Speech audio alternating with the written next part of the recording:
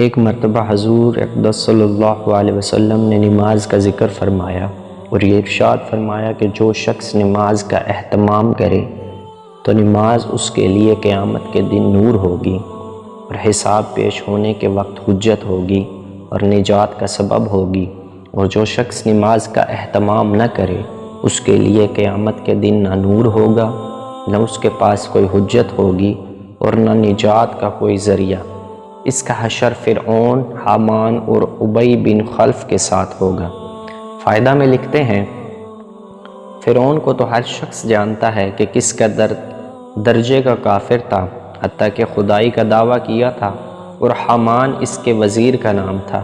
اور ابی بن خلف مکہ کے مشرکین میں سے سب سے بڑا دشمن اسلام تھا۔ ہجرت سے پہلے نبی کریم صلی اللہ علیہ وسلم سے کہا کرتا تھا کہ میں نے ایک گھوڑا پالا ہے، اس کو بہت کچھ کھلاتا ہوں، اس پر سوار ہو کر نعوذ باللہ تم کو قتل کروں گا۔ حضور صلی اللہ علیہ وسلم نے ایک مرتبہ اس سے فرمایا تھا کہ انشاءاللہ میں ہی تجھ کو قتل کروں گا۔ احد کی لڑائی میں وہ حضور اقدس صلی اللہ علیہ وسلم کو تلاش کرتا پھرتا تھا اور کہتا تھا کہ اگر آج وہ بچ گئے تو میری خیر نہیں۔ چنانچہ حملے کے ارادہ سے وہ حضور صلی اللہ علیہ وسلم کے قریب پہنچ گیا۔ صحابہ نے ارادہ بھی فرمایا کہ دور ہی سے اس کو نمٹا دیں۔ حضور صلی اللہ علیہ وسلم نے ارشاد فرمایا کہ آنے دو۔ جب وہ قریب ہوا تو حضور صلی اللہ علیہ وسلم نے ایک صحابی رضی اللہ عنہ کے ہاتھ میں سے برچھا لے کر اسے مارا، جو اس کی گردن پر لگا اور ہلکا سا خراش اس کی گردن پر آ گیا، مگر اس کی وجہ سے گھوڑے سے لڑکتا ہوا گرا اور کئی مرتبہ گرا اور بھاگتا ہوا اپنے لشکر میں پہنچ گیا اور چلاتا تھا کہ خدا کی قسم مجھے محمد صلی اللہ علیہ وسلم نے قتل کر دیا۔ کفار نے اس کو اطمینان دلایا کہ معمولی خراش ہے، کوئی فکر کی بات نہیں، مگر وہ کہتا تھا کہ محمد صلی اللہ علیہ وسلم نے مکہ میں کہا تھا کہ میں تجھ کو قتل کروں گا، خدا کی قسم اگر وہ مجھ پر تھوک بھی دیتے تو میں مر جاتا۔ لکھتے ہیں کہ اس کے چلانے کی آواز ایسی ہو گئی تھی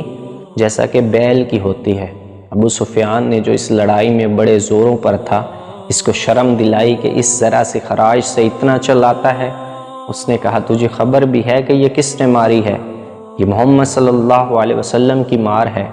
مجھے اس سے جس قدر تکلیف ہو رہی ہے،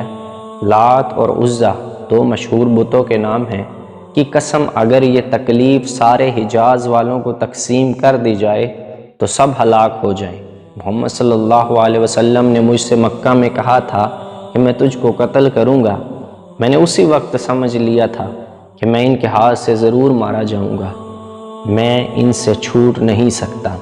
اگر وہ اس کہنے کے بعد مجھ پر تھوک بھی دیتے تو میں اس سے بھی مر جاتا۔ چنانچہ مکہ مکرمہ پہنچنے سے ایک دن پہلے وہ رستہ ہی میں مر گیا۔ ہم مسلمانوں کے لیے نہایت عبرت اور غیرت کا مقام ہے کہ ایک کافر، پکے کافر اور دشمن کو تو حضور صلی اللہ علیہ وسلم کے ارشاد سچا ہونے کا اس قدر یقین ہو کہ اس کو اپنے مارے جانے میں ذرا بھی تردد یا شک نہ تھا، لیکن ہم لوگ حضور صلی اللہ علیہ وسلم کو نبی ماننے کے باوجود، حضور صلی اللہ علیہ وسلم کو سچا ماننے کے باوجود، حضور صلی اللہ علیہ وسلم کے ارشادات کو یقینی کہنے کے باوجود، حضور صلی اللہ علیہ وسلم کے ساتھ محبت کے دعوے کرنے کے باوجود، حضور صلی اللہ علیہ وسلم کی امت میں ہونے پر فخر کرنے کے باوجود کتنے ارشادات پر عمل کرتے ہیں، اور جن چیزوں میں حضور صلی اللہ علیہ وسلم نے عذاب بتائے ہیں ان میں سے کتنا ڈرتے ہیں، کتنا کانپتے ہیں۔ ہر شخص کو اپنے ہی گریبان میں منہ ڈال کر دیکھنے کی بات ہے، کوئی دوسرا کسی کے متعلق کیا کہہ سکتا ہے۔ ابن حجر نے کتاب الزواجر میں قارون کا بھی فرعون وغیرہ کے ساتھ ذکر کیا ہے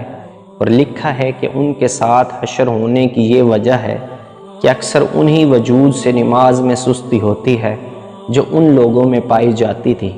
بس اگر اس کی وجہ مال دولت کی کثرت ہے تو قارون کے ساتھ حشر ہوگا، اور اگر حکومت و سلطنت ہے